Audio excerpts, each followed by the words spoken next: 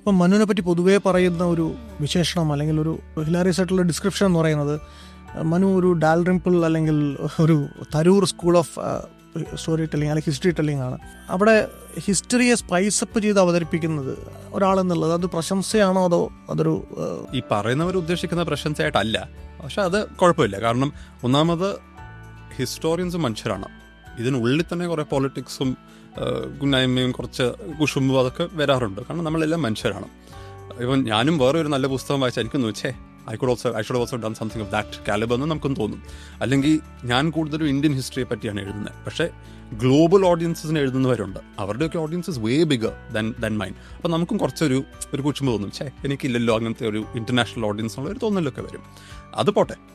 Now firstly ഞാൻ വായിച്ചിപ്പം William ഡാൽറിംപിളിനെ പറ്റി പോലെ എഴുതുന്നത് is not a bad thing. ഇപ്പം എനിക്ക് 12-13 വയസ്സൊക്കെ ഉള്ള കാലത്ത് ഹിസ്റ്ററിയിൽ ആ താല്പര്യം ഉണ്ടാവുന്ന കാലത്ത് ഏബ്രഹാം എറാളി, വില്യം ഡാൽറിംപിൾ ഇവരുടെയൊക്കെ പുസ്തകങ്ങൾ വായിച്ചാണ്, ശശി തരൂർ ഇവരുടെയൊക്കെ പുസ്തകങ്ങൾ വായിച്ചിട്ടാണ് ആ ഹിസ്റ്ററിയിലുള്ള ഇൻട്രസ്റ്റ് ഡെവലപ്പ് ചെയ്ത് വന്നത്. Which ultimately led to me getting a PhD in history. പക്ഷെ അതിൻ്റെ തുടക്കം is from a William Dalrymple. അപ്പം തീസിസിനെ എഴുതിക്കുന്ന ഒരു അക്കാഡമിക് സ്റ്റൈലിലാണ്. പക്ഷേ ആ താല്പര്യം തുടങ്ങി വന്നത് is from reading books that were accessible. 13 വയസ്സുള്ള ഒരു കുട്ടി if I had picked up an academic text അതിൻ്റെ ഒന്നും എനിക്ക് മനസ്സിലാവില്ലായിരുന്നു. കാരണം അതിൻ്റെ ലാംഗ്വേജ് ഇസ് ഡിഫറെൻറ്റ്. നമ്മളൊരു ഹിസ്റ്റോറിയൻസിന് വേണ്ടി ഒരു അക്കാഡമിക് രീതിയിൽ എഴുതുമ്പം ഇപ്പം എൻ്റെ തന്നെ PhD തീസിസ് വായിച്ചാൽ that's written four somebody who already knows the subject. അപ്പം നമ്മൾ അവിടെ സ്റ്റോറി ടെല്ലിങ്ങോ വലിയ കോണ്ടെക്സ്റ്റുവലായിട്ട് ഇൻഫർമേഷൻ കൊടുക്കേണ്ട കാര്യം വരത്തില്ല. കാരണം അവർക്കും അറിയാം ഇതിൻ്റെ കോണ്ടെക്സ്റ്റ് എന്താണ്, എനിക്കും അറിയാം. So you can get straight to the point. അതിനുള്ള ചില ജാഗനൊക്കെ നമുക്ക് ഉപയോഗിക്കാം. കാരണം രണ്ട് പാർട്ടികൾക്കും മനസ്സിലാവും.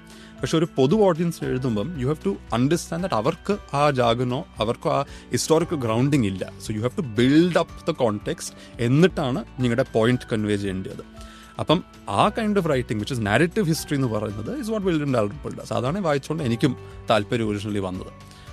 പക്ഷെ അതൊരു മോശമായ കാര്യമായിട്ട് എനിക്ക് തോന്നുന്നില്ല. മുമ്പ് പറഞ്ഞ പോലെ what happens is you combine historical research with good writing. അതാണ് ഇതിൻ്റെ ബേസിക് ഇത്. That I am also interested in communicating it in a good way. അല്ലാതെ ചുമ്മാ എനിക്ക് ഇത്രയും ഫൈൻഡിങ്സ് ഉണ്ട് അതിനെ നിരത്തി വെച്ച് ഇങ്ങനെ കൊടുക്കണം, അല്ലെങ്കിൽ അത് അക്കാഡമിക്സിന് വേണ്ടി മാത്രം എഴുതണം എന്നല്ല എൻ്റെ താല്പര്യം. എനിക്കിപ്പം ആൾക്കാർ ചോദിക്കാറുണ്ട് PhD ഇല്ല ഒരു യൂണിവേഴ്സിറ്റിയിൽ ചേർന്നോടെന്ന്. എനിക്ക് ഫസ്റ്റ്ലി പഠിപ്പിക്കാനുള്ള ടാലൻറ്റ് ഇല്ല, അതില്ല.